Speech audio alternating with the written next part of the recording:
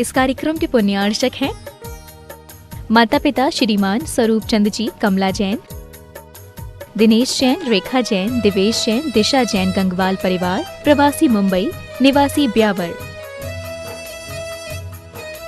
श्री रतन लाल जी, श्रीमती राजप्रभा, अशोक, ममता, आदित्य, रिद्धिमा, आकाश एवं विशाल सेठी, कोलकाता। श्री सुनील जी, श्रीमती आशा जी, विक्की, श्रेया, सिद्ध, अद्विता, हैदराबाद।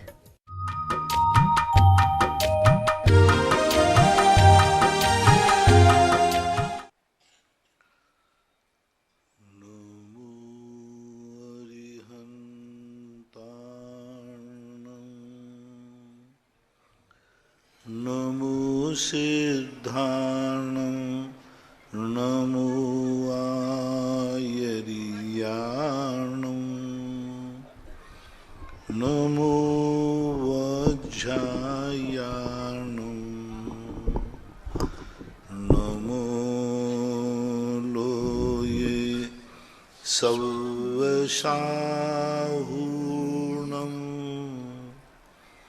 पंच परमेष्टि भगवान की जय। आचार्य श्री गुरुवर कुंद कुंद महाराज की जय। आचार्य श्री गुरुवर विद्यासागर महाराज की जय। परम पूजनीय निर्व्यापक श्रमण मुनि श्री सुधा सागर जी महाराज की, समस्त मुनि संघ की, छुल्लक श्री 105 गंभीर सागर जी महाराज जी के चरणों में एक छामी सहित आग्रह है कि जो भी ऑनलाइन जिज्ञासा हमें प्राप्त हुई है, समाधान के लिए जगत पूज्य निर्व्यापक श्रमण मुनि पुंगव श्री 108 सुधा सागर जी ऋषिराज के समक्ष प्रस्तुत करें। शमप्रदा जैन, नमोस्तु महाराज जी।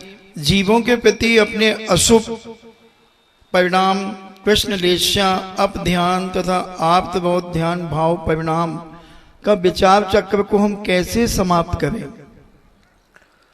इसके फल पर विचार करके किसी भी वस्तु के ऊपर जब मन तत्व दृष्टि से नहीं मानता है,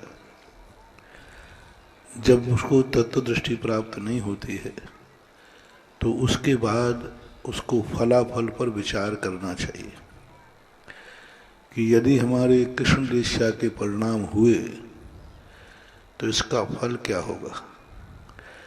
यदि अपध्यान हुआ, हम दुष्ट विचार, दुष्ट गोष्ठी, दूसरों का अहित आदि विचार करते रहे, तो इसका परिणाम क्या होगा। जब फल पर हम विचार करते हैं तो अच्छे फलों पर हम विचार करते हैं तो हमारा मन अच्छा कार्य करने को हो जाता है, और बुरे कार्य करने के फलों पर जब विचार करते हैं तो मन बुरे कार्यों से डर जाता है। जैसे अपराध करने का भाव आता है, लेकिन 90% लोग अपराध करना चाहते हैं, लेकिन क्यों नहीं करते। पुलिस का डर, अदालत का डर, दुश्मन से जब झगड़ा होता है तो मन करता है इसको निपटा दें, फिर निपटाते क्यों नहीं हो। वो सारा 302 उस 302 धारा के जो हुसूल हैं, नियम हैं, वो आत्मा को कंपायमान कर देते हैं। अपने भावावेश को रोको। एक क्षणिक क्रोध के कारण कहीं पूरी जिंदगी नरक न बन जाए। एक दुश्मन को निपटाने के लिए सारा परिवार न उजड़ जाए, सारी जिंदगी की खुशी खत्म न हो जाए। ऐसा जब विचार करते हैं तो मन फिर उन कार्यों को करने से डर करके आपको बचा लेता है। इसलिए जब जैन बन करके तुम अपने मन को न रोक पाओ, जैनी अपने मन को रोकता है तत्व दृष्टि से, तो बनिया बन करके रोको। और बनिया की दृष्टि क्या है? हानि लाभ। जहाँ लाभ है वहाँ मर जाएगा, और जहाँ हानि होगी वहाँ वह कार्य को नहीं करेगा। तो मन को ऐसे रोकना चाहिए। निर्मल जैन मिर्ची अशोकनगर से पूछते हैं, नमोस्तु महाराज जी, प्रथमानी योग को बोधि समाधि निदानम क्यों कहा गया? इसका अर्थ क्या होता है? बोधि समाधि निधानम इसलिए कहा जाता है, बहुत बार व्यक्ति स्वयं कार्य करने में सक्षम नहीं होता, लेकिन दूसरों को देख कर के उसकी हिम्मत हो जाती है। दूसरे व्यक्ति को डर लगता है कि मैं यहाँ कैसे जाऊँ। पता चला है कि अभी अभी कोई व्यक्ति यहाँ से निकल गया है, तो फिर चलने की हिम्मत हो जाती। पता चलता है कि यह कार्य फलाने व्यक्ति ने किया था, उसको ये फल मिला। तो वर्तमान योग में हमें वो साहस मिलता है कि ये जो संकट हमारे ऊपर आया है, ये संकट पूर्व में महान आत्माओं में भी आया था। उन्होंने क्या किया, इस संकट से वो कैसे गुजरे, इन घाटियों में से वो कैसे निकले। जीवन में, उनके जीवन में भी बुरे दिन आए, उन्होंने वो बुरे दिन कैसे निकाले और उन्होंने क्या किया। तो दूसरों की कथाएं सुनने से हमारी व्यथा के जो कष्ट हैं, वे हमें उन कष्टों को जीतने की शिक्षा मिलती है। वर्तमान योग से हमें ऐसा मानना चाहिए, एक डॉक्टर जब पूरा पढ़ के आता है, उसे 2 साल के लिए सीनियर डॉक्टर के पास रहना पड़ता है। वो 2 साल सीनियर डॉक्टर के महत्वपूर्ण हैं 16 साल की अपेक्षा। ऐसा ही हम जब महान आत्माओं के जीवन की कथाएं पढ़ते हैं, तो उन कथाओं से हमारे जीवन में परिवर्तित होता है। दूसरी बात, हमारा बुझा हुआ दीपक है और वर्तमान योग वालों का जलता हुआ दीपक है, और हमारे पास माचिस की काड़ी है नहीं। पड़ोसी के बाद दीपक जल रहा है, तुम्हारा दीपक बुझा हुआ है और माचिस की काड़ी है नहीं, तो वो उपाय क्या है? पड़ोसी के थोड़ा हाथ जोड़ लो,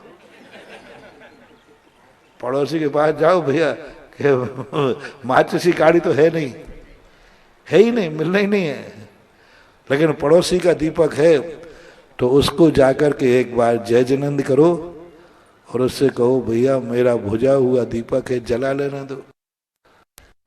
यदि भला आदमी होगा तो जला न देगा, और दुष्ट होगा तो फिर उसको समझाना, भाई देख तेरा दीपक जल रहा है, मेरा जला दोगे तेरे दीपक में कोई कमी आने वाली नहीं है, लेकिन मेरा अंधेरा दूर हो जाएगा।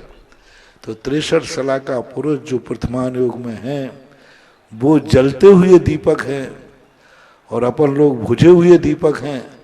अपन उनकी भक्ति करके, उनकी प्रशंसा करके, उनका गुणानुवाद करके, उनके दीपक के पास अपना बुझा हुआ दीपक ले जाते हैं, तो अपना दीपक जल जाता है। इसको बोलते बोधि समाधि निधान। डॉक्टर संजीव जैन अलीगढ़ से पूछते हैं, नमोस्तु महाराज जी, चौथे गुणस्थान और 14वें गुणस्थान के छायक सम्यक दर्शन में मूलतः क्या अंतर है? बहुत अंतर है। सम्यक दर्शन चारित्र दर्शन मोहिनी की अपेक्षा तो अंतर नहीं है, लेकिन कर्म के अभाव में कई बार व्यक्ति स्वस्थ हो गया, सब ठीक है, लेकिन उसके पास लाभांतराय कर्म का उदय है। भोजन खा सकता है, जठराग्नि ठीक है, भूख लगी हुई है, लेकिन अंतराय कर्म का उदय है, रोटी नहीं है। रोटी है, लेकिन वह दूसरे के कब्जे में वो देना नहीं चाहता। रोटी हमारे पास है, पेट में भूख है, लेकिन गले में दर्द हो गया, कैसे खाओगे? तो इतने सारे कर्म होते हैं। तो छायक सम्यक दर्शन हो जाने मात्र से, छायक सम्यक दर्शन चारित्र मोहिनी आदि अन्य कर्मों से अपने फल देने में शक्तिहीन होता है। उसकी है, लेकिन दूसरे जो 7 कर्म हैं, वे उसको शक्तिहीन कर देते, उसको पूर्ण अपना फल नहीं देने देते। इसलिए जब व्यक्ति कहते ना कि हमारे पास सब कुछ है, लेकिन दुश्मन बीच में बड़ा हुआ है, वो हमें नींद नहीं लेने देगा। नींद आ रही है, कमरा भी सही है, अनुकूल भी है, लेकिन वो पड़ोसी में दुश्मन नहीं सोने देगा। नींद आ रही है, सब कुछ है, लेकिन मच्छर पहलवान आ गए, अब क्या करोगे? इसी प्रकार छायक सम्यक दर्शन है, लेकिन चारित्र मोहिनी, अंतराय कर्म, वेदनी कर्म, गोत्रादि कर्म, आयु कर्म, ये सारे कर्म छायक सम्यक दर्शन की जो शक्ति है उसको छीन करते हैं।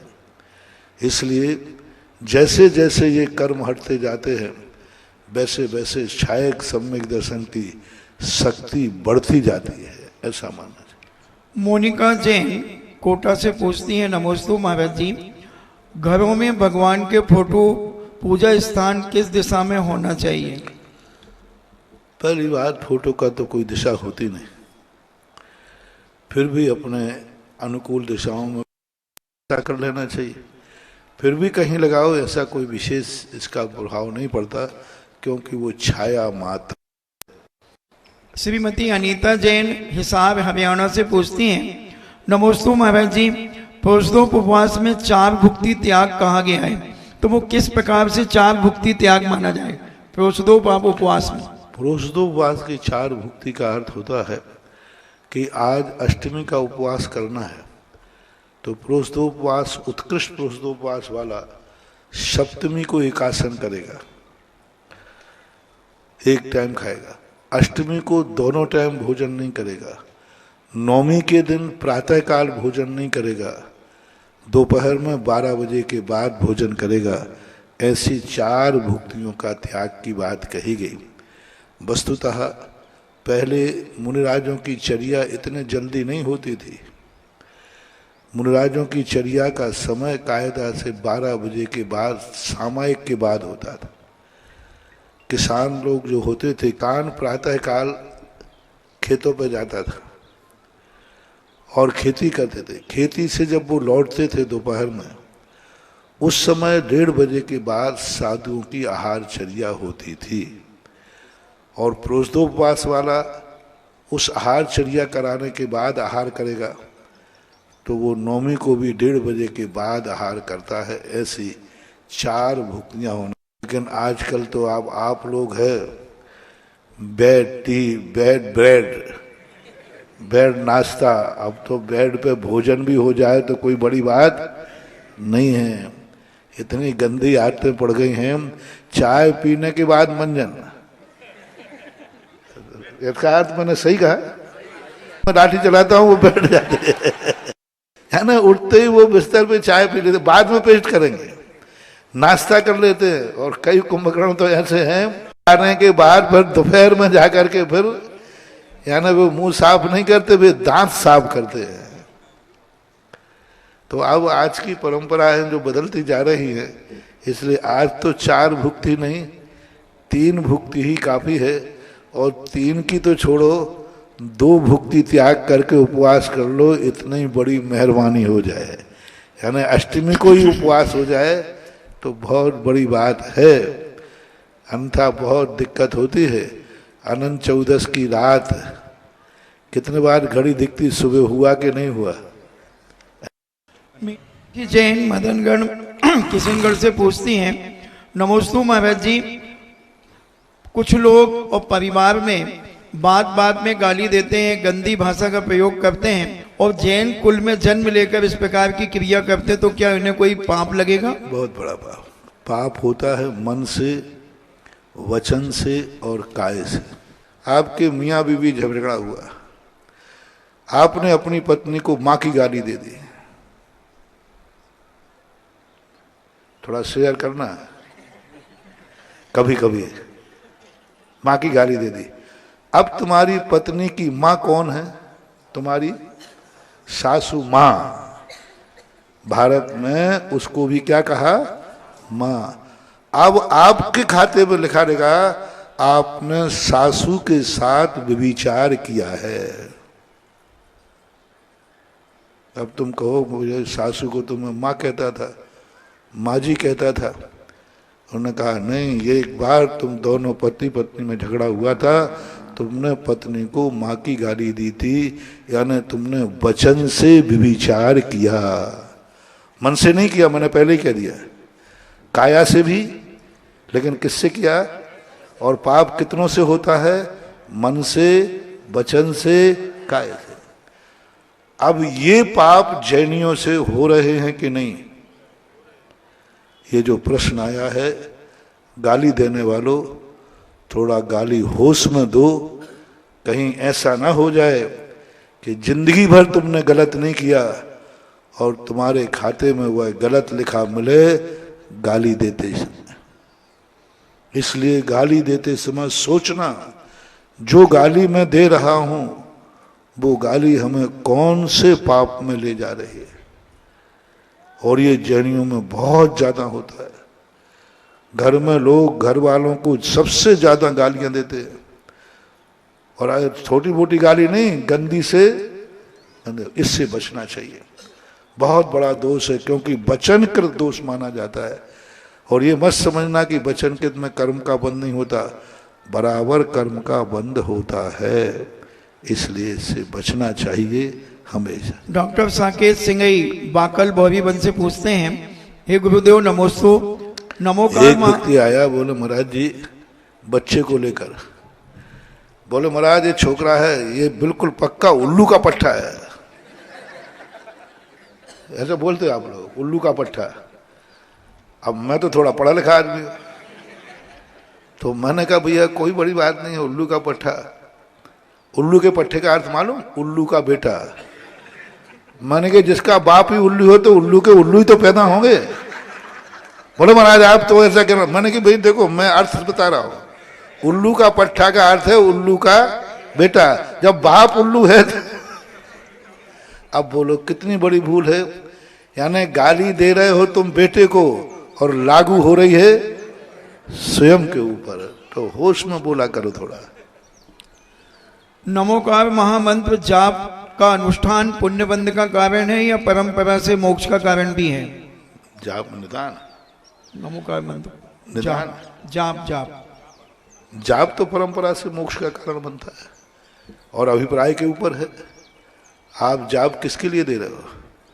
रावण जाप दे रहा है रामचंद्र जी को मारने के लिए, जाप तो वो भी दे रहा है, ओम ह्रीम अरहम शांतिनाथ जिनेन्द्राय नमः। लेकिन भाव क्या है? बहुरूपी विद्या सिद्ध करके रामचंद्र जी को मार। तो जाप का अभिप्राय जो होता है उससे हम निर्णय करते हैं कि जाप किसका कारण है। यदि पवित्र भाव से अच्छे जाप दिया जा रहा है तो परंपरा से मोक्ष का कारण है। लालचंद जैन बाफना मकराना से पूछते हैं, पिलर के नीचे सोने से क्या दोष होता है? व्यवहार और अब देखो इन सब चीजों को मैं मंदिर तक ही सीमित रखो, बाकी सब फिर वैसे ठीक नहीं है। कोई भी चीज का डिवाइडेशन मस्तिष्क की बुद्धि को खराब करता है। पैरों पर पड़ता है तो पैरों की बीमारी करेगा, मस्तिष्क पर पड़ता है तो मस्तिष्क खराब करेगा। इसलिए प्रयास ये करना चाहिए कि भीम के नीचे ना बैठना है, ना वहाँ खाना पीना करना है, ना शयन करना है। अब उसके लिए एक उपाय है, या तो आपका स्थान है तो उसको छोड़ के बैठो, दूसरा है उसकी फॉल सीलिंग करा दो, तो फिर भीम का दोष तुम्हारा खत्म हो जाएगा। फॉल सीलिंग जानते हो? नीचे वो जो डिवाइडेशन अलग से लटक रहा है वो गुरुत्वाकर्षण करता है, और जब आप पूरे फ्लैट कर दोगे तो बहुत आए 90% उस भीम का दोष खत्म हो जाता है। पायल जैन आगरा से पूछती हैं, नमोस्तु महाराज जी, कोई जैन कुल में जन्म होकर के भी, जन्म लेकर के भी और देव सहस्त्र गुरु की आलोचना करता है और उनके दोष यदवा तदवा दोष निकालता है। अगर कोई उन्हें सुनकर उनकी उसके प्रति बुरे भाव करता है या उससे लड़ता है तो जो लड़ने वाले को दोष लगेगा क्या? लड़ने वाले को दोष क्यों लगेगा? क्योंकि हमारे यहाँ तो मुनिराज के लिए एक सूकर शेर से इतना लड़ा कि सूकर को शेर को भी निपटा दिया और स्वयं भी निपट गया। अभय दान के अंदर आता है, एक मुनिराज को मारने के लिए शेर आया, सूकर देखा कि ये महाराज को मार डालेगा, सूकर सामने आ गया और शेर ने कहा देख मेरे और इसके बीच में तू मत पड़। बोले मेरे रहते हुए तुम साधु का कुछ नहीं कर सकते। शेर ने सूकर ने अपनी भाषा में बात दी और दोनों में भिड़ंत हुई। शूकर के पास भक्ति थी, शेर के पास शक्ति थी। शूकर और शेर के भक्ति थी उसके पास, और दोनों, शूकर ने इतने जोर से अपने मुख के दांतों से प्रहार किया कि शेर मर गया, लेकिन शेर ने भी प्रहार किया, शूकर भी मर गया। यानी देवसाद गुरु की रक्षा के लिए यहाँ तक भी कदम उठाने की स्थिति बन जाती है। बुराई करता है, उससे अपना जैसे बनता है तैसे, उसमें कोई राग द्वेष नहीं, अच्छा ही है। धर्मात्मा की यही परिणति होना चाहिए। राखी जैन दिल्ली से पूछती हैं, नमोस्तु महाराज जी, कोई व्यक्ति हमारे साथ विश्वासघात करता है और हमें सब प्रकार से लूट लेता है तो हमें पता भी नहीं चलता, तो इसका मतलब ये है कि हमारे पूर्व जन्म के कर्म के उदय से उसने ऐसा किया है? वो तो पक्का है। तो हिसाब किताब बराबर हो गया? वो तो पक्का है। तुमने भी किसी के साथ विश्वासघात किया था।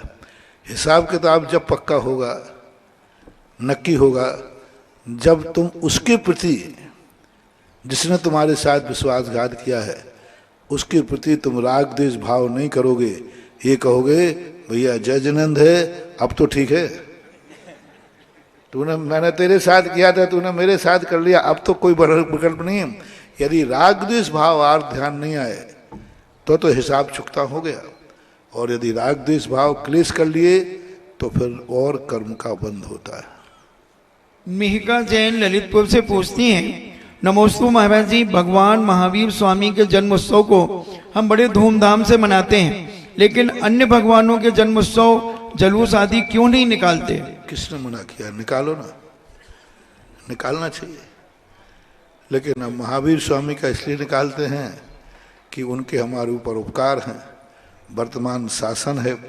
आज जो कुछ भी हमारे पास जिनवाणी है वो पारसनाथ की नहीं है, महावीर स्वामी की। आज महावीर स्वामी की ही परंपरा हमारे सामने विद्यमान है। तो हर व्यक्ति उपकारी को विशेष ध्यान रखता है, इसलिए महावीर स्वामी का विशेष मनाते हैं। बाकी अन्य के मनाने में कोई बाधा नहीं बना सकते। राजीव जैन किस पूछते हैं, नमोस्तु महाराज जी, ध्यान से संसार भ्रमण का रोकना फल होता? ध्यान से संसार भ्रमण का रोकना क्या यह कोई फल का कारण है? ध्यान करने से संसार भ्रमण रुकता है क्या? पूज्यवर नेमीचंद महाराज ने बहुत अच्छी बात कही। उन्होंने कहा कि जो दोनों प्रकार के चारित्र अपनाता है, व्यवहार चारित्र, उन्होंने कहा असुहादो गुण वित्ती सुहे पवित्ती जान चारित्रम बद समदिगुत्य रूपम व्यवहार नयादु जिन भणियम। जिनेन्द्र भगवान ने 5 महाव्रत, 3 गुप्ती, 5 समिति, 6 आवश्यक और 7 शेष गुण, ये 28 मूल गुण आत्मक चारित्र कहा। अभ्यंतर चारित्र ने कहा वैरभ्यंतर क्रिया रोहो भव कारण पणा षट्ट नानस्यतम जुणतम तम परमम समचारित्रम।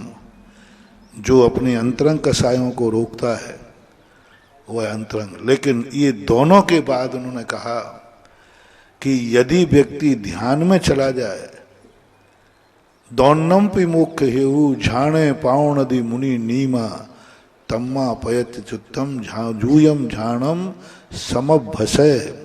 कितनी बड़ी बात उन्होंने कही कि हे श्रमण, तुम दोनों प्रकार के चारित्र को पालन करने में बहुत मेहनत कर रहे हो। चलते हो तो देखकर चलते हो, बोलते हो तो भाषा समिति से बोलते हो, खाते हो तो ऐषणा समिति से खाते हो, परिणामों को भी शांत रखते हो। इतनी मेहनत करने की अपेक्षा तुम ध्यान में बैठ जाओ तो दोनों प्रकार का चारित्र अपने आप पल जाएगा। तुम सब कुछ कर रहे हो, सब चर्या पाल रहे हो, कुछ करने की जरूरत नहीं। झौन्नम पी झाणे पावनदि मुनि नीमा दौन्नम पी मोक्ष हेतु। व्यवहार और अंतरंग दोनों प्रकार का चारित्र ध्यान में प्राप्त हो जाता है। लेकिन ध्यान करने का अधिकारी कौन है? जब वो दोनों प्रकार का चारित्र ले लेवे तब आप लोगों का ध्यान नहीं माना जाएगा, आप लोगों का चिंतन माना जाएगा, जाप माना जाएगा। गृहस्थ को कभी भी ध्यान हो नहीं सकता, जिसे ध्यान कहते हैं। जिसे ध्यान को तप कहते हैं। अभ्यन तपों में ध्यान को लिया है।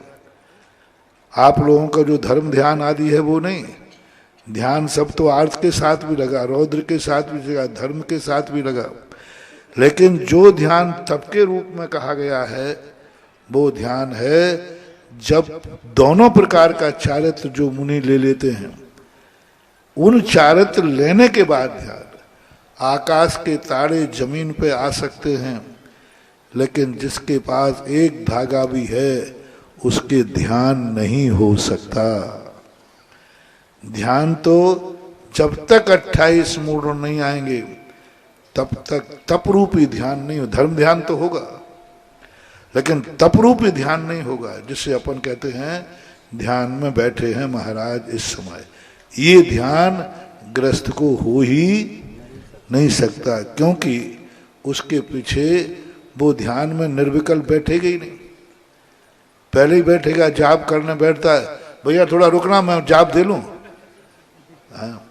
अरे वो मंदिर आता है तो सब्जी वाले के टमाटर के लिए डोलची रख के आता है, मैं मंदिर से लौटूंगा। आया मंदिर है और डोलची कहाँ छोड़ाया? कूंजड़े वाले के पास। और यदि मंदिर में मर गया तो वो कूंजड़े वाले के वो भूत बनेगा, वो डोलची तो भी वहीं रखी है। तो गृहस्थ कभी निर्विकल्प नहीं हो पाता, कोई भी क्रिया निर्विकल्प होके नहीं करता, इसलिए गृहस्थ को ध्यान नहीं बनता। ऐसा अब आप सभी की प्रत्यक्ष जिज्ञासा के समाधान के सत्र का शुभारंभ होने जा रहा है। एक जिज्ञासा जो पंचकल्याणक प्रतिष्ठा महोत्सव के सारे इंद्र परिवार की ओर से आई है, और सारे इंद्र परिवार ने पूज्य श्री के चरणों में अपनी भावना संप्रेषित की है कि पूज्य महाराज श्री आपके सानिध्य में इस पंचकल्याणक प्रतिष्ठा महोत्सव में हमको वास्तविक गजरथ महोत्सव देखने मिलने जा रहा है। अब गजराज रथों को लेकर के 7 फेरियां लगाएंगे। ये अवसर जब हम सभी को मिला है तो इंद्र परिवार का कहना यह है कि हम भाग्यशाली होंगे जिन्हें उस गजरथ में बैठने का अवसर मिलेगा, जिन्हें उस गजरथ के ऊपर बैठ करके और 7 फेरियों में चलने का अवसर मिलेगा। तो इंद्र परिवार की जिज्ञासा यह है कि महाराज जी पहले भी 10 वर्ष पूर्व जब गजरथ होते रहे होंगे तो अन्य तीर्थों पर हुए होंगे, लेकिन इस बार का जो गजरथ का प्रवर्तन होने जा रहा है ये एक सिद्ध भूमि पर होने जा रहा है, सम्मेद शिखर जैसी पवित्र भूमि पर होने जा रहा है। तो इन इंद्रों को जो लोग उस गजरथ में बैठेंगे उनको क्या विशेष पुण्य लगेगा? देखो, गजरथ में तो बैठने के लिए आपको 2 लोगों से अनुमति लेना पड़ेगी। पहले तो हाथियों से, और दूसरा हाथियों में कितनी ताकत है, दूसरा रथ से कि उस रथ में कितनी ताकत है। इतने बैठ गए कि रथ ही नहीं चल पाए तो क्या करेंगे? तो हाथी और रथ की क्षमता को देख करके आप लोग बैठेंगे। और रथ के परिवर्तन का लिए तो भगवान के साथ में, रथ के साथ में बैठना अपने आप में एक ऐसा ही होता है जैसे जो निकटवर्ती होता है ना, वो हमेशा निकटवर्ती के पास में बैठता है। जब राष्ट्रपति आता है तो उसके आजू बाजू कुर्सियां किनकी लगती हैं? हाँ, मुख्यमंत्री की, विशेष विशेष जो ऑफिसर होते हैं वो।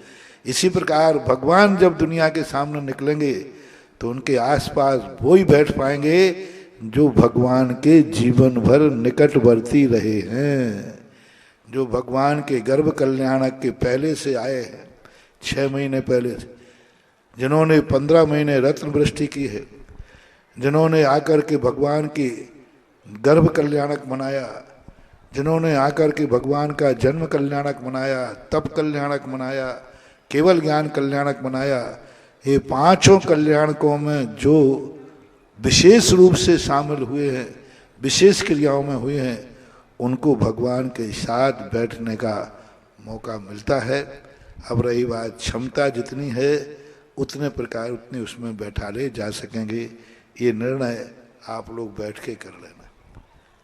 अब हालांकि हाथी बहुत मस्त होता है, हाथी को वजन से कोई फर्क नहीं पड़ता। मैंने हाथी वाले से एक बार देवगढ़ के अंदर एक घाटी थी, तो मैंने महावत से कहा, मैंने कि भाई घाटी पे सबको उतारूं क्या?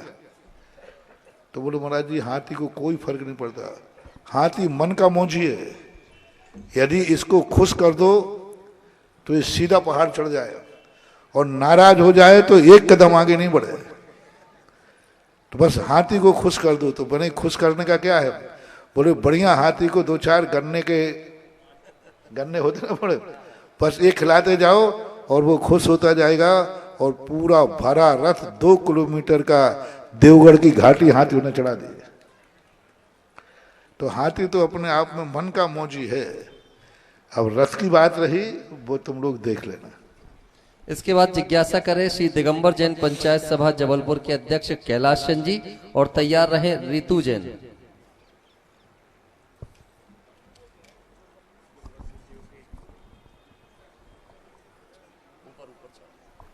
गुरुवर गुरुदेव के चरणों में सत सत नमन। हे गुरुवर, ये नर्मदा के तट पर गजरत महोत्सव होने जा रहा है। समस्त जबलपुर जैन समाज में भारी उत्साह है और दिन प्रतिदिन भीड़ बढ़ती ही जाएगी। प्रभुवर, आपकी साधना और आपके इस शंका समाधान में जनता का आना प्रारंभ हो गया है और आने लगी है, और कल से जनता बहुत ज़्यादा आएगी। इसमें आपका क्या विचार है? मेरा विचार पूछ रहे हो? देवगढ़ के अंदर जब कहा कि ये देवगढ़ के अंदर मात्र 3000 लोग ही आ सकते हैं, कलेक्टर एसपी का सर्वे था। तो जो प्रश्न आपने किया ये कलेक्टर एसपी ने भी किया। महाराज पूरा नाप ले लिया गया है, 3000 लोगों से ज्यादा कोई भी देवगढ़ के पहाड़ पे आ ही नहीं सकता। अब महाराज जी आपका क्या विचार? यही शब्द थे। माने कि मेरा विचार है कि राष्ट्रपति से कह दो वो भारत की पूरी अरब जनता लेकर के आवे तो देवगढ़ में समा जाए। जय गुरुदेव। बोले महाराज समाएगी कहाँ, ये तो बताओ। जगह तो 3000 की है। मैंने कह दिया ना, हमने पूरी जनता भारत की एक साथ आ जाए तो भी यहां जगह उसको मिलेगी। अब कलेक्टर एसपी तो कहते तो महाराज की बातें हैं, लेकिन जनता आई, इतनी जनता आई 5 किलोमीटर पहले ट्रू व्हीकल भी रोकना पड़ा। 5 किलोमीटर पहले, और कम से 5-7 लाख से जनता ऊपर एक साथ आई, और प्रत्येक व्यक्ति ने गजरत देखा और हर व्यक्ति खुश के कहा। तो वो उन्होंने यही पूछा, महाराज जी बताओ ये जनता समाई कहाँ? इंची टेप तो उतना ही है। मैंने कहा ये मत सोचो, ये जैन धर्म है। भगवान महावीर स्वामी के समूषण 1 योजन का था और उसमें असंख्यात जीव बैठ गए थे और किसी को। इसलिए आप जबलपुर वालों ये मत समझो कि भेड़ा घाट में जगह नहीं है। तुम आओ, उतनी से पंडाल में पूरा जबलपुर समा जाएगा।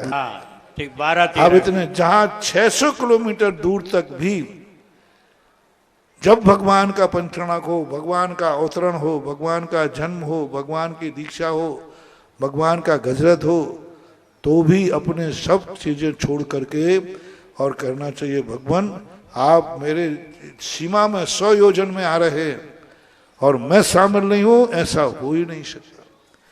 इसलिए पहले जो पंचकर्णाक होते थे, हमने बताया था ना, ऐसे ही होते थे, किलोमीटरों में होते थे। जी जी जी। हाँ, शासनोदय तीर्थ क्षेत्र में जैसे पंच कल्याण के लिए आमंत्रण पत्र भेजे गए भारतवर्ष में हर कोने कोने में, ऐसा ही इन भेड़ा घाट के ट्रस्टियों को करना था गुरुवर। अब यहाँ के ट्रस्टी भी जबलपुर के हैं, करूं क्या मैं?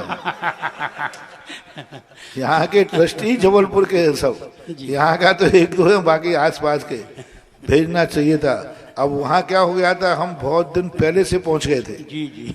आज जबलपुर वालों ने इतनी बड़ी गलती की है कि मुझे जल्दी ना छोड़ करके बिल्कुल लास्ट में छोड़ा, और वो भी तुमने छोड़ा नहीं है, मैं भाग के आया हूँ। जी गुरु जी जी।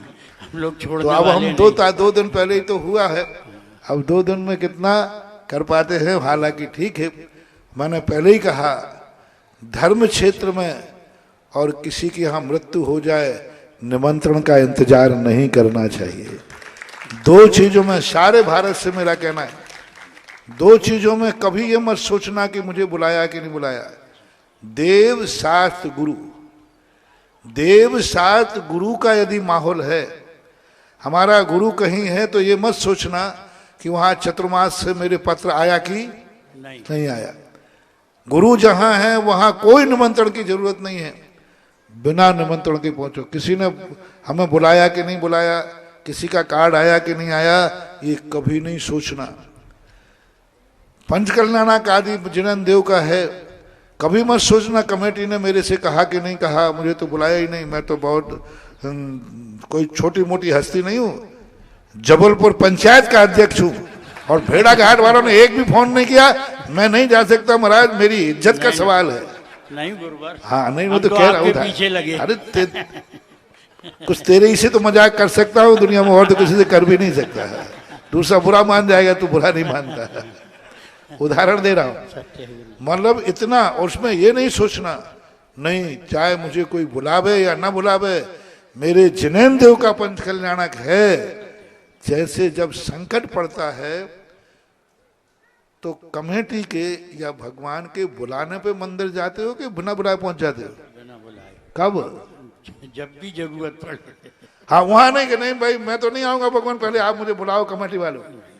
जैसे संकट के समय अपन बिना बुलाए डॉक्टर के पास पहुंचते, बिना बुलाए भगवान के दरवाजे पहुंचते, इसी प्रकार धर्म कार्य में पंच कल्याणक हो, कोई भी भगवान का कार्य हो, उसमें कभी निमंत्रण का नहीं सोचना। मेरे भगवान हैं, जहां उनका कार्यक्रम है वहां मेरा होगा। इसलिए सारे भारत वालों भगवान के कार्य में और गुरु के कार्य में निमंत्रण की इंतजार नहीं करना, और किसी की मृत्यु हो जाए तो उसके बुलावे का इंतजार नहीं करना, अपने आप बिना बुलाए पहुंचना है। इसलिए आज कैलाश जी ने सबको निमंत्रित करा दिया। अब इसके बाद जिज्ञासा करें, हमारे बीच उपस्थित हैं ऋतु जैन और तैयार रहेंगे यश जैन हाट पिपल्या। महाराज जी के चरणों में त्रिवार नमोस्तु नमोस्तु नमोस्तु। महाराज जी, मेरी ये जिज्ञासा है कि सपनों का क्या औचित्य है? अगर बुरे सपने आते हैं तो कोई अशुभ का संकेत है, अगर अच्छे आते हैं तो कोई शुभ का संकेत है क्या? सपने एक बहुत बड़ा पुराण, बहुत बड़ा एक सिद्धांत है।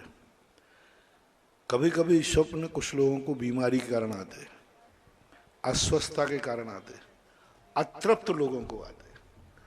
अतृप्त वो कहलाते हैं जो भाव हम दिन भर में जीते जी जागते नहीं कर पाए, ऐसे अतृप्त आत्माएं रात्रि में स्वप्न में अपने कार्यों को कर डालते। जैसे दिन में तुम्हें खाने नहीं मिला, उपवास था, खाने नहीं मिला, उपवास था, और खाने का भाव भी बना होगा तो दिन में नहीं खाया, फिर रात में खा लेते। ये अतृप्त कहलाते। जो तृप्ति दिन में नहीं कर पाया वो रात में करेगा, तो उन स्वप्नों का कोई फल नहीं होता। अतृप्त आत्माओं के किए हुए का कोई फल नहीं होता। बीमार आत्माओं के स्वप्नों का कोई फल नहीं होता।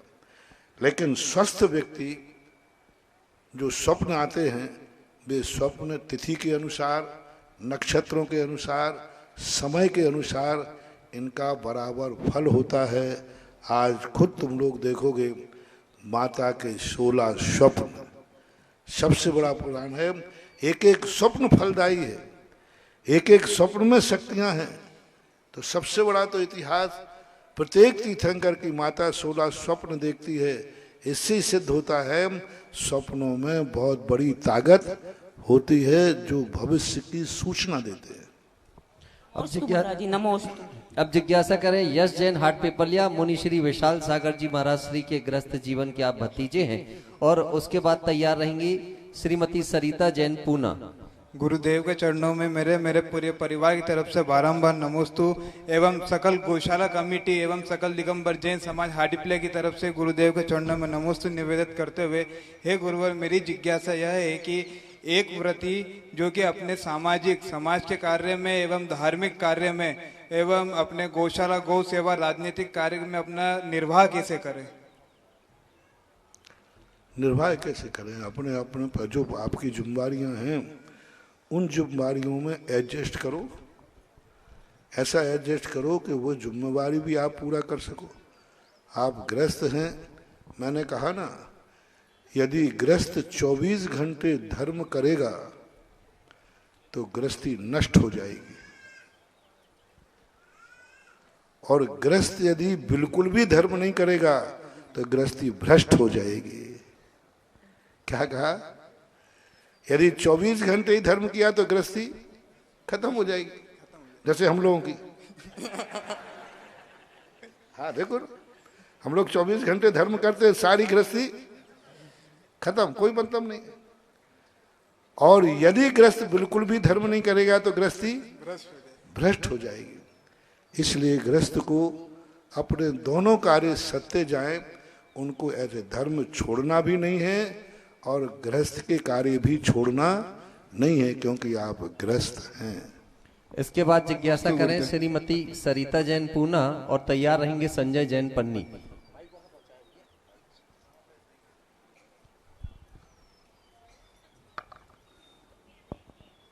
गुरुदेव के चरणों में त्रिवार नमोस्तु नमोस्तु। उन्हीं से हमारी यह जिज्ञासा है कि अगर हम मंदिर में प्रवेश करते समय असही न करते हुए बातें करते हुए पहुंचते, उसका क्या परिणाम है?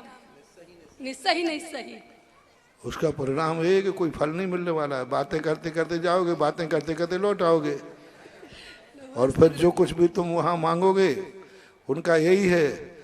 वो तुम लोग वो गाना गाते सुनते, बहुत पुराना है, कसमें वादे प्यार वफा बातें हैं बातों का क्या है नहीं गाना है? तो यही बातें करते जाओगे, बातें हैं बातों का क्या है, चलते जाओ। इसके बाद जिज्ञासा करें संजय जैन पन्नी और तैयार हैं सुनीता जैन दमोह। मेरे आराध्य गुरु के चरणों में कोटि कोटि नमन बंदन आभार। महाराज जी, मेरी जिज्ञासा है कि आदमी के जीवन में धर्म के जन्म के 3 होते हैं, ऐसे बचपन, जवानी और बुढ़ापा। इसी प्रकार धन के भी 3 गति होती हैं, दान, वो हो नाश। तो आदमी इनमें कैसे समन्वय बिठाए कि बाद में उसको पछताना न पड़े? मैंने कहा ना कि तीनों का फल जानो, दान, भोग और नाश, ये 3 है। तीनों का फल जान जाओ। दान का फल क्या है, भोगने का फल क्या है, और नहीं भोगा और चोर ले गया, मरण को प्राप्त हो गए, सरकार ले गई, उसका फल क्या है? जिंदगी भर कमाया, सब कुछ तुमने कमाया, पाप तुमने किया, ले गया चोर। पाप तुमने किया, सरकार ने जब्त कर लिया। जिंदगी भर पाप करते रहे, सब यहीं गड़ा हुआ छोड़ के चले गए, क्या मतलब निकलता? दूसरा, भोग की विनाश सीमा होती है। उसके जो तुमने धन को भोगा, किस सीमा तक भोगा? इस सीमा तक भोगा कि उस भोग से ही तुम्हारा नाश हो गया। इतना नाश हो गया, इतना नाश हो गया। एक व्यक्ति बहुत बड़े आदमी थे, उन्होंने जीवन में बहुत धन था, बड़े, तो धन की कोई कमी तो रहती नहीं। उन्होंने इतनी अय्याशी की, इतनी अय्याशी की, भोगा, जम के भोगा, पैसा है भोगूंगा, अय्याशी की। 2 नंबर का पैसा नहीं था, कोई डकैती का पैसा नहीं था, बाप की वसीयत का पैसा था, ओरिजिनल था, लेकिन भोग में लगा दिया। इतना भोगा कि एक दिन उनकी किडनी खराब हो गई। किडनी खराब होने के लिए अमेरिका गए, भारत में कोई ने तैयारी लिया। अमेरिका में जाके कहते हैं किडनी देने वाला खड़ा है, डॉक्टर साहब मेरे वजन का सोना ले लो, मेरे वजन का पैसा ले लो, किडनी जितने में खरीदना है उतनी किडनी देने वाले आ गए। पैसे में कौन नहीं देते? किडनी सामने रखिए, पैसा देने को तैयार है। डॉक्टर कहता है साहब किडनी तो मिल जाएगी, लेकिन जहां किडनी रखना है वही स्थान सड़ चुका है। तुमने इतनी शराब पी है, इतने नशे किए हैं कि किडनी ही नष्ट नहीं हुई, जहां किडनी रखी जाती है वो स्थान भी नष्ट हो गया। यानी किडनी को जोड़ने के लिए आपकी नसें सड़ चुकी हैं। दूसरी किडनी जाएगी तो नसें तो जोड़ेंगे, ब्लड तो जब ही सर्कुलेट होगा, वो नसें ही सड़ चुकी हैं, अब है ही नहीं स्थान। सारा धन दौलत होकर के भी तड़प तड़प के मरा वो बड़ा आदमी, सब कुछ है। और अंत में कहता गया, आज मुझे पता चला धन को जो था उसका भोग का परिणाम क्या गया। सिकंदर जब गया दुनिया से सभी हाली बहाली थे, पड़ी थी सामने दौलत कि दोनों हाथ खाली थे। ये चिंतन करना चाहिए, ये सोचना चाहिए। धन को भोगो, पुण्य को भोगो, इतना भोगो कहीं भोग हमारी जिंदगी को नाश का कारण न बन जाए। इतना खाओ, इतना खाओ, इतना खाओ, कहीं वह भोजन हमारे लिए बीमारी का कारण न बन जाए। खाने की मनाही नहीं है। और जो ज्ञानी पुरुष होते हैं वो भोगते भी हैं, गृहस्थी भी चलाते हैं, लेकिन कैसे दान को भी निकालते हैं। क्या उदाहरण दिया, बीज राख फल भोगवे, ज्यों किसान जग माही, त्यों चक्री सुख नृप करे, धर्म विसारे नहीं। चक्रवर्ती कैसा किसान का उदाहरण दिया। जैसे किसान फसल आती है तो सारी फसल खाता नहीं है, उसमें से बीज निकाल करके, बीज के भुट्टे निकाल कर अलग रख देता है। बीज निकालने के बाद जो बचता है फिर उसको खाने के काम लेता है। ऐसा चिंतन करना चाहिए। इसके बाद जिज्ञासा करें संजय जैन पन्नी और तैयार रहें रश्मि जैन।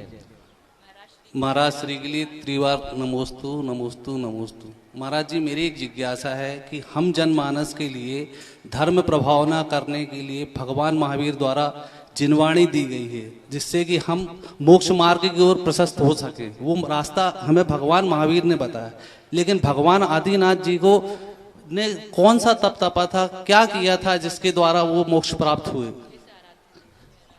भगवान आदिनाथ ने भी 10 भव पहले वही पुण्य किया जो महावीर ने किया। 10 भव से वो तपस्या कर रहे। वो किनकी तपस्या कर रहे थे? किस वो तपस्या उसके पहले अनंत तीर्थंकर हो चुके हैं। ऋषभदेव हमारे यहाँ प्रथम तीर्थंकर नहीं है। जैसे आपके घर में आपका बड़ा भाई हो तो आपका बड़ा भाई है कि पूरे गांव का बड़ा भाई है? आपका बड़ा भाई है, गांव में तो उससे भी बड़े हैं। आदिनाथ भगवान अपने लिए बड़े थे, लेकिन जब संपूर्ण त्रिकारी स्वभाव देखते हैं तो आदिनाथ के पहले भी अनंत तीर्थंकर हो गए, अनंत सिद्ध परमेष्टि हो गए। उन्होंने उनकी आराधना की। उनके पहले भी तीर्थंकर थे, विदेह क्षेत्र में थे, यहाँ भी थे। भूतकालीन 24 तीर्थंकर भी अपने यहाँ नाम मिलते हैं। श्री निर्माण नाथ जी भूतकाल के भगवान थे। ऐसा। इसके बाद जिज्ञासा करें रश्मि जैन और तैयार रहेंगे प्रदीप जैन हनुमानताल। रश्मि जी हमारे बीच में उपस्थित है और आज ये अपने धर्मपति के साथ आई हैं और आकर के गुरु चरणों में सबसे पहले उन्होंने भावना व्यक्त की कि 11 वर्ष पूर्व इनके पति को कुछ ऐसी असाध्य बीमारी हुई कि डॉक्टरों ने चिकित्सा करने से मना कर दिया, कहीं उसका कोई इलाज नहीं था। और 11 वर्ष पूर्व जब चातुर्मास हुआ तो ये पूज्य गुरु चरणों में आई और आकर के पूज्य श्री का आशीर्वाद दिलाया। और आज भी हम देख रहे हैं कि उस बीमारी का कहीं दूर दूर तक अता पता नहीं है और ये पूरी तरह से स्वस्थ हैं। तो आज पूज्य श्री का आशीर्वाद लेने के लिए हमारे बीच आए थे। दोनों एक साथ खड़े हो जाए वहां पर। गुरुवर के चरणों में त्रैवार नमोस्तु नमोस्तु नमोस्तु गुरुवर।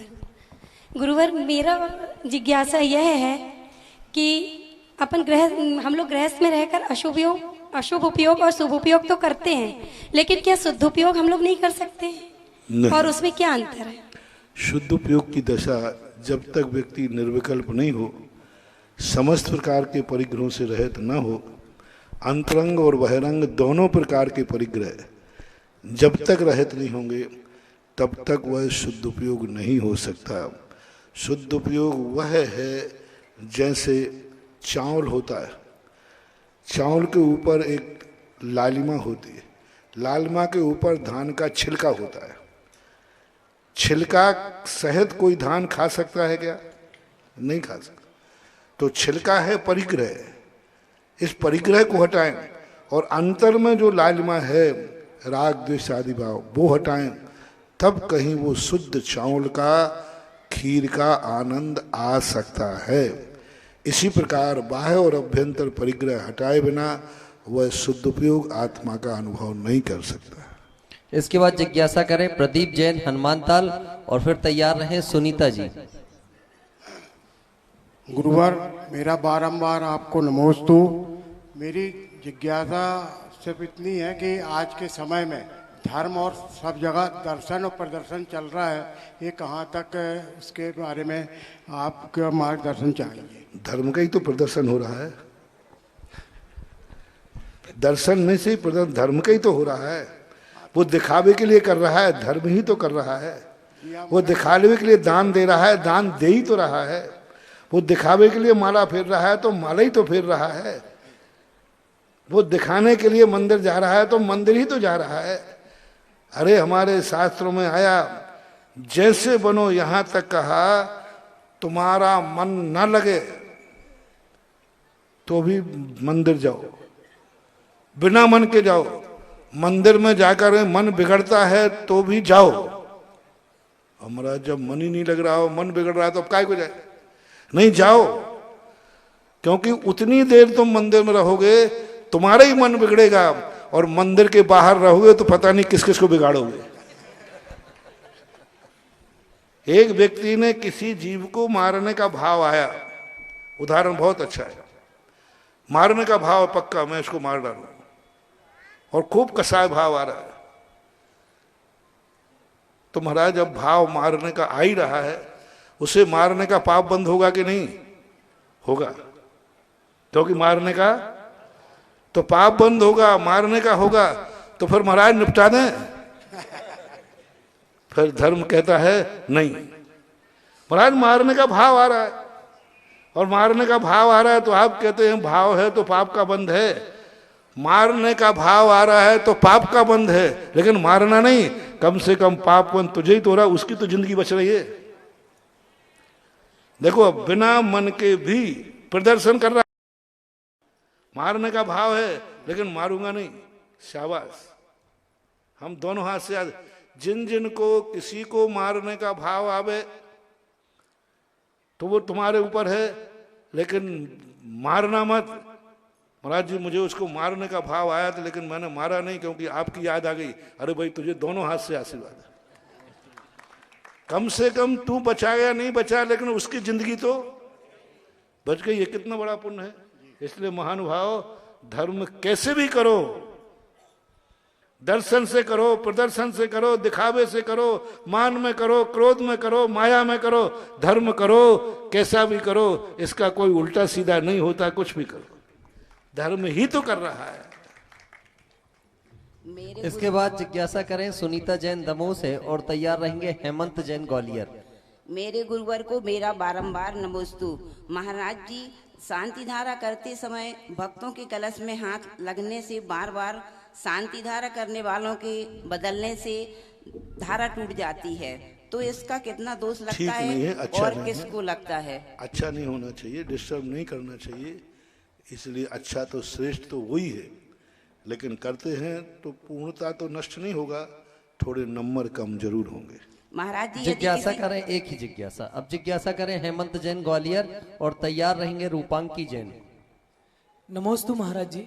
महाराज जी मेरी जिज्ञासा है कि श्री जी का अभिषेक गर्म किए हुए प्रासुत जल से ही होना चाहिए, या साधारण ठंडे जल में पिसी लौंग डालकर भी अभिषेक कर सकते हैं? क्यों और क्यों नहीं?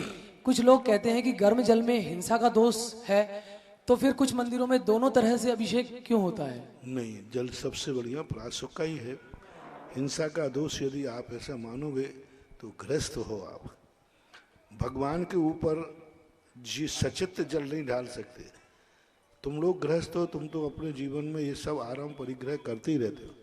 प्रासुक से ही करना चाहिए, कायदा यही है, यही श्रेष्ठतम है। लौंग आदि डालने से वो प्रासुक पना, उतना लौंग डालोगे नहीं। इतनी लौंग डालो कि पूरे पानी का कलर बदल जाए। तुम्हारी तुम्हें लौंगे डाल दो, बस तैरती रहती हैं लौंगे, बस पीस करके डालो, उसका रंग बदल जाए, तब कहीं जाकर के वो भी थोड़े घंटे के 6 घंटे के लिए प्रासुक होता है। अब गंधोदक रखना है तो इसलिए प्रासुक से ही श्रेष्ठतम श्रेष्ठ है। रूपांकी जैन अपनी जिज्ञासा करें और उसके बाद तैयार रहें राहुल जैन दिल्ली। नमोस्तु महाराज जी।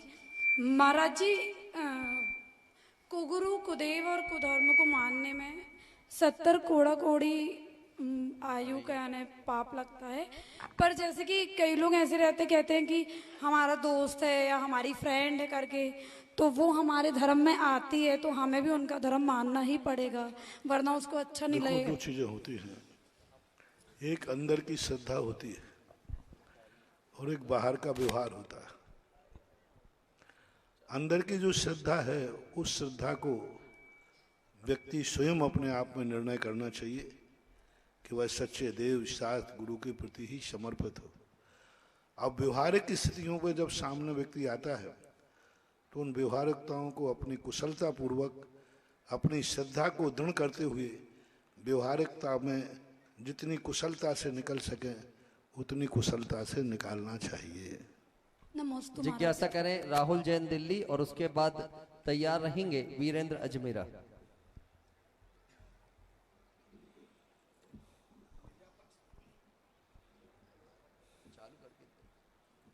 हेलो, निर्यापक सम्मान गुरुदेव मुनि पुंगव सुधा सागर जी महाराज जी के चरणों में नमोस्तु। मेरे परिवार की तरफ से नमोस्तु नमोस्तु नमोस्तु। गुरुदेव, आपके प्रवचनों का हम उपकारी है।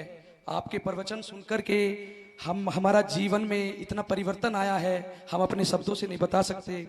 आपने गुरुदेव अष्टमी चतुर्दशी के उपवास एकासन की बात बताई, दान की महिमा बताई, मंदिर से निकलने की विधि बताई, अभिषेक पूजा की विधि बताई, और हम इन सबको अपने जीवन में आचरण में लाते हैं।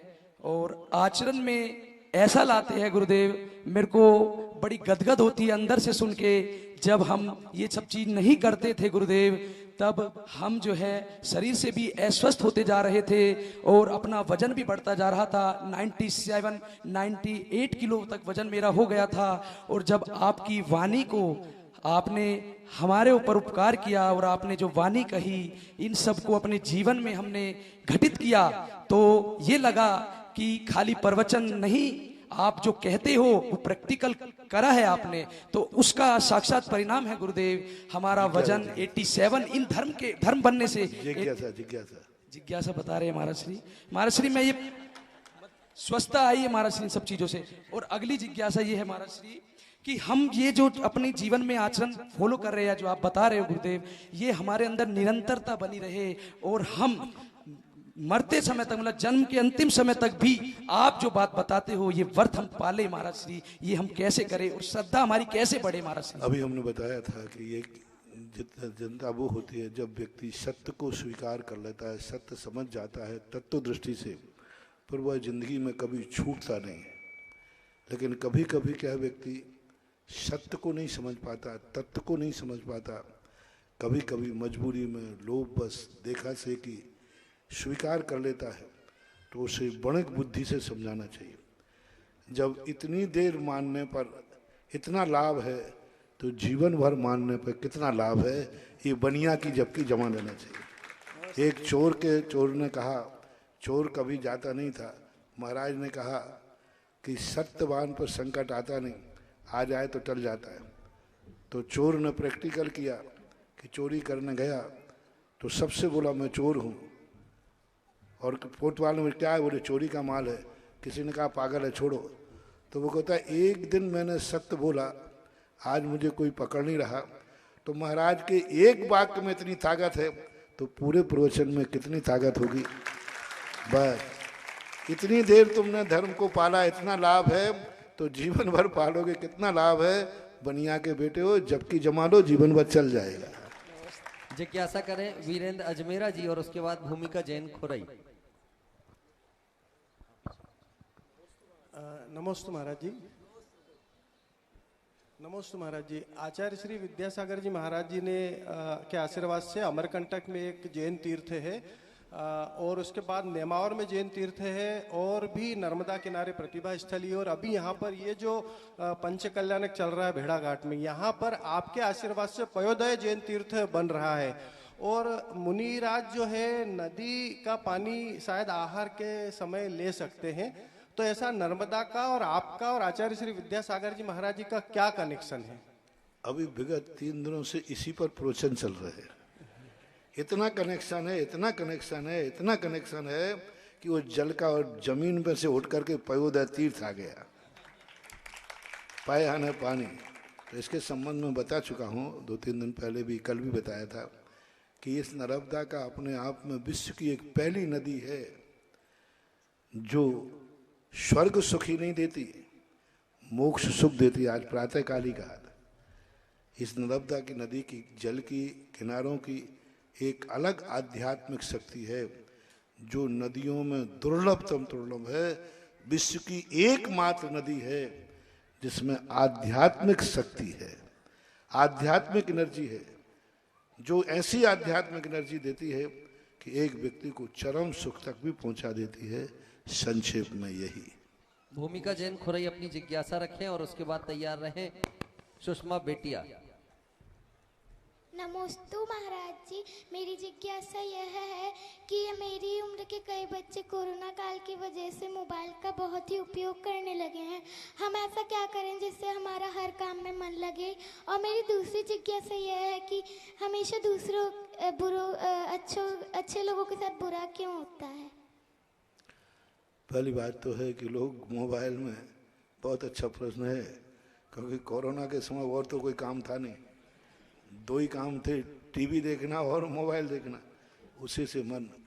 लेकिन अब इसके जो दुष्परिणाम हो रहे वो खुद डॉक्टर लोग आदि कहते हैं कि टीवी को, मोबाइल को, कंप्यूटर को अपनी ज़िंदगी में से कम प्रयोग करो। आज डॉक्टरों ने ये कहना शुरू कर दिया है। कुछ दिनों के बाद आप देखना, मुश्किल से 10-15 साल बाद देखना, आपको ये कहा जाएगा मोबाइल आप घर छोड़कर आइए। जेब में रखने के लिए मना ही करने लगे। और आप जो ये मोबाइल को दिन भर जो पकड़े रहते हो, फैशन चल गई, महिलाएं ज़्यादा दिखाने के लिए मोबाइल हाथ में लेने, ये धीरे धीरे करके 25-30 साल के बाद जैसे 50 साल की उम्र आपकी होगी तैसे ही उंगलियों में पैरालिसिस चालू हो जाएगा। उंगलियों की ये नसें खत्म हो जाएंगी, क्योंकि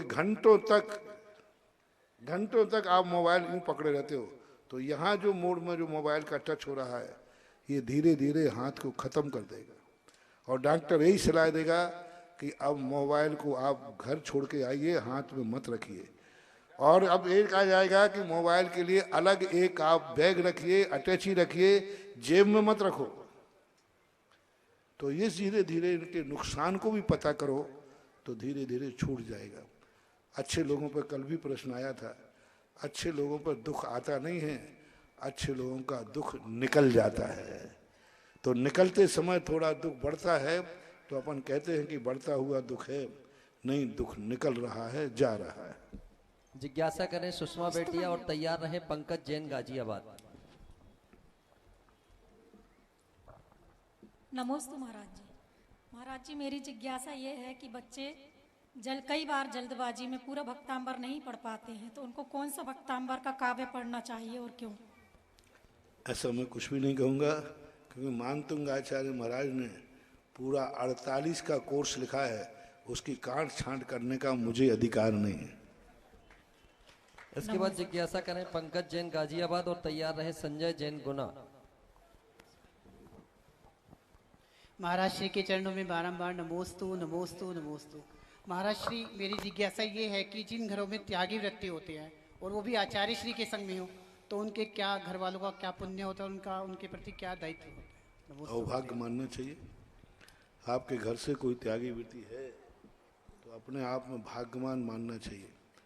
पूज्यवर नेमीचंद महाराज ने गोमट सार में लिखा कि जिस घर में से कोई त्यागी वृत्ति महावृत्ति बन जाता है, वह घर स्वर्ग के देवताओं को भी वंदनीय हो जाता है। उस घर के प्रति, लोगों के परिवार के प्रति लोगों की श्रद्धा बढ़ जाती है। और वृत्ति यदि है तो अभाग्य मानना चाहिए कि हमारे कितने भाग्य हैं कि हमारे परिवार में, हमारे रिश्तेदार में कोई वृत्ति है। ब्रह्मचारी और ब्रह्मचारिणी आपके घर में हैं तो आपको अभाग्य, भार नहीं मानना, अभाग्य मानना।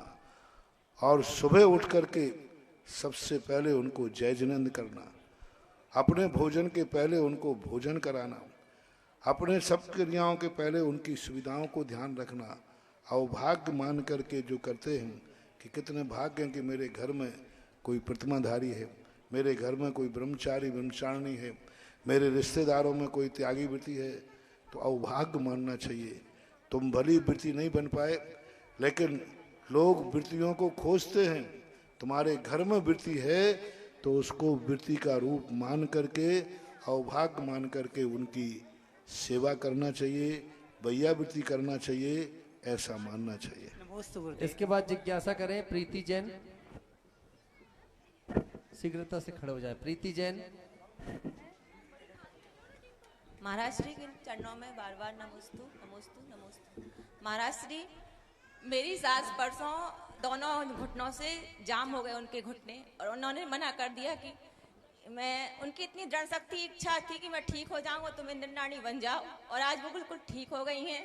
उनके लिए आपका आशीर्वाद चाहिए। महाराज जी, मेरा प्रश्न यह है कि अच्छा कब और कैसे बना जाए? अच्छा कब और कैसे बना जाए?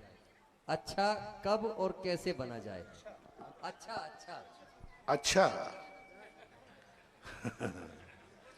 अच्छा कब कैसे बना जाए? अच्छे बनने का कोई मुहूर्त नहीं होता, और अच्छे बनने के जो तरीके होते हैं, तो अच्छे की वैरायटी है। तुम्हें जिस क्वालिटी का अच्छा बनना हो उसी क्वालिटी को अपना गुरु बना लेना, एक दिन तुम अपने आप अच्छे बन जाओगे। अच्छा आदमी जब बनना चाहते हैं तो आदर्श भी अपने अच्छे को बनाओ। यदि आदर्श अच्छा होगा तो आप भी अच्छे बन सकते। महाराज श्री, बेटा सीए का एग्जाम दिया है, उसके लिए आपका आशीर्वाद चाहिए। अब जिज्ञासा समाधान के सत्र को हम समापन की ओर लेकर के जा रहे हैं, और आज प्रातः काल जिन्होंने आरती करने का सौभाग्य प्राप्त किया था उस परिवार को हम यहाँ आमंत्रित देखो करेंगे। आज आप लोग यहाँ जिज्ञासा इसलिए रखी थी क्योंकि 5 साढ़े 5 बजे मुझे वहाँ से ओम शांति, एक मिनट रुको, मैं एकदम आवाज नहीं कर, इधर भी नहीं सुने, पहले 5 बजे हमें वहाँ जाना पड़ता, एक धूप तेज थी। दूसरा देखो, अब इस समय हम वहाँ से यहाँ आ सकते थे क्या अंदर? इसलिए यहाँ जिज्ञासा रखी है। सभी लोगों को अभी यहाँ आरती करने के बाद पंडाल में बैठे हुए भगवान की आरती, मैंने आज सुबह कहा था, हर भगवान का हर समय अलग अलग रूप होता है, अलग अलग रूप। वही भगवान जब मंदिर में बैठे हुए रहते, वही भगवान जब कमल पे बैठते, वही भगवान जब छत्र से युक्त होते, जितना जितने वैभव में, इस समय सबसे ज्यादा ताकत उन भगवानों में है जो पंडाल के अंदर बैठे हुए हैं। जिस पंडाल के अंदर यही भगवान थे, यहीं से गए थे, इसी मंदिर से गए थे, लेकिन आज वो इतने वैभव के साथ बैठे हैं कि उन भगवान की छाया में एक पाषाण भगवान बनेगा। तो उन भगवानों की आरती, मंदिर की आरती मत समझना, पंडाल और महोत्सव में बैठे हुए आरती, जैसे मैंने कहा था, सामान्य भगवान और गजरत में बैठे हुए भगवान, भगवान वही हैं, लेकिन जब भगवान गजरत में बैठ जाए उस समय उनका दर्शन करना महान रिद्धि समृद्धि दायक होता है। भगवान वही है। इसी प्रकार जब भगवान जब पंच कल्याणक में पहुंच जाते हैं तो उनकी भक्ति आराधना करना बहुत बड़ी चीज है। सभी लोग अभी यहीं से आपकी आरती जैसे भी व्यवस्थाओं से जाएगी, गजरत व हाथी वगैरह है ना, उसके जाकर के और सभी लोग जाकर के वहाँ आरती करेंगे, ऐसा मानना चाहिए। यहीं की यहीं नहीं रुकना। और आज के जो हमारे पुण्यार्जक परिवार है उनके सभी सदस्य सामने आ जाएं। पहले सर्वप्रथम वो आरती करेंगे, उसके बाद सभी लोग करेंगे। पुण्यार्जक परिवार आगे आ जाएं, आरती प्रारंभ करें, यहाँ से आरती चालू करें। यहाँ से दीप सजाए के मैं आज उतारूं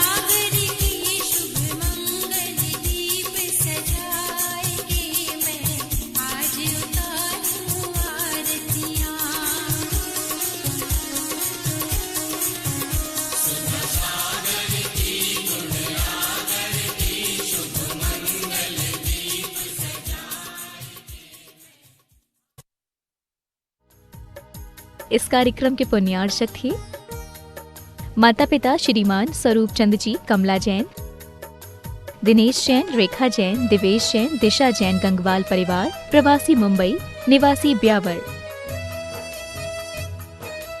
श्री रतन लाल जी, श्रीमती राजप्रभा, अशोक, ममता, आदित्य, रिद्धिमा, आकाश एवं विशाल सेठी, कोलकाता। श्री सुनील जी, श्रीमती आशा जी, विक्की, श्रेया, सिद्ध, अद्विता, हैदराबाद।